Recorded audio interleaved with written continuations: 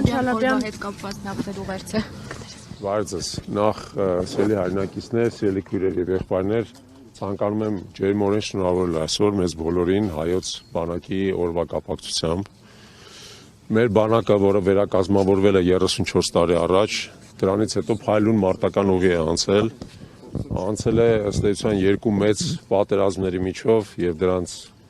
միջակայքում էլ բազմաթիվ ռազմական գործողությունների եւ կրվելով թվապես մեզ բազմապատիկ գերազանցող թշնամու դեմ, իսկ 44-օրյա պատերազմի ընթացքում նաև թշնամական կոալիցիայի դեմ մշտապես դրսևորել է անձնվերություն, խիզախություն, նվիրվածություն մեր հայրենիքին։ Ուստի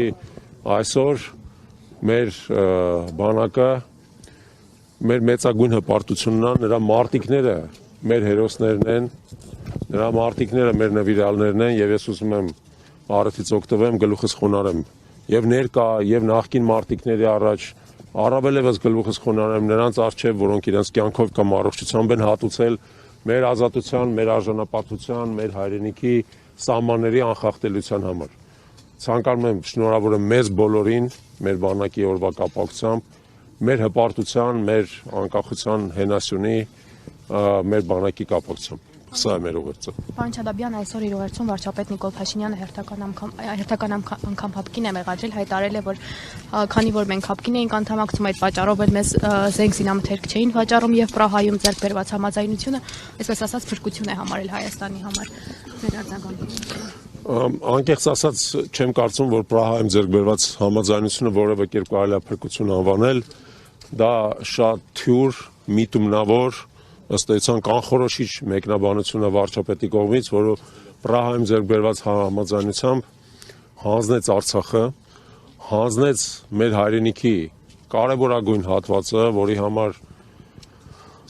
մենք 30 տարի բոլորս միասին պայքարել ենք, բոլորս, եւ ոչ միայն նրանք, ովքեր կռվել են Արցախում եւ Արցախի համար, այլ ովքեր ապրել են Արցախի համար, ովքեր ստեղծել են Արցախի համար, ովքեր աջակցել են այդ պայքարին, ովքեր ստիպված են եղել շատերը 100,000-ավոր մեր քաղաքացիներ հեռանալ հայրենիքից օտարափերում իրենց առօրյա հացը վաստակել, որովհետև մեր երկիրը հայտնվել է շրջափակման մեջ եւ օգնել երկրին եւ օգնել Արցախին։ Ուստի վարչապետի պաշտոնը զբաղեցնող Նիկոլ Փաշինյանը որևէ իրավունք չուներ մեր անունից Պրահայում այդպիսի համաձայնության գար մեր անունից հանձնել մեր հայրենիքի մասը, ես համոզված եմ, որ հաջորդ սերունդները, ներառյալ նաև մեր սերունդը, մեր հայրենիքի հետ մասը վերջի կվերադարձնեն եւ կվերահայացնեն, իսկ այն խարանը, որը թողել է Փաշինյանը, կջնջեն։ Բայց դուք որքանով եք իրատեսական կամ ճիշտ համարում Նիկոլ Փաշինյանի մեղադրանքները ուղղված հապկին, նաև նա նշել էր, որ միջազգային հանրությունը մտավախություն ուներ, որ Հայաստանին վաճառված զենքերը կտեղակայվեն Հայաստանի Հանրապետության սուվերեն տարածքից դուրս, նկատի ունենալով Արցախի Հանրապետությունը։ Անկեղծ ասած, դա նրա մեկնաբանություններն է, հիշեցնեմ ձեզ, որ 2016 թվականի ապրիլյան պատերազմից հետո Հայաստան մեծ թվով ռազմական մատակարարումներ սկսվեցին, մեծ թվով, եւ դրանք ինչ-որ չափով խզվեցին եւ խափանվեցին ուղիղ հենց նրանից հետո, որ Նիկոլ Փաշինյանը եկավ իշխանության։ Նիկոլ Փաշինյանը թող ինքը ասի, իր որ գործողություններն են բերել նրան, որ հապկում մեր դիրքերը խափանվել են։ Օրինակ թող հիշի ինչպես է ինքը ենթադրենք ձերբակալել եւ կալանավորել հապկի գլխավոր քարտուղար Խաչատուրովին։ Եվ թող բացատրի ինչ պատճառով էր նա դա անում։ Արդյոք նա ինքը միտումնավոր չի փչացրել մեր հարաբերությունները հապկի հետ եւ հիմա էլ մեղադրում է հապկին։ Ես հապկի փաստաբանը չեմ եւ պաշտպան չեմ, բայց այս ամեն ինչը երկու երես ունի եւ Փաշինյանը թող անկեղծորեն ասի իր որ գործողություններն են բերել նրան, որ մենք հապկի հետ հարաբերությունները փչացրել ենք։ Թող անկեղծորեն ասի նրան իր որ գործողություններն են բերել նրան, որ ի վերջո ռազմական գործողությունները են սկսել 2020 թվականին, երբ որ մինչև այդ սեղանին կար խաղաղության պայմանագիր,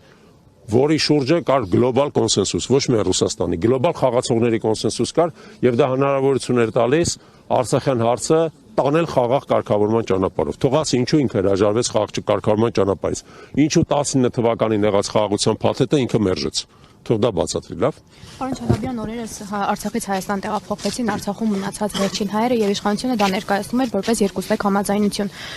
Տեղափոխված քաղաքացիների հարազատները սակայն պնդում են, որ նրանք մինչև վերջին պահը, մինչև հակարի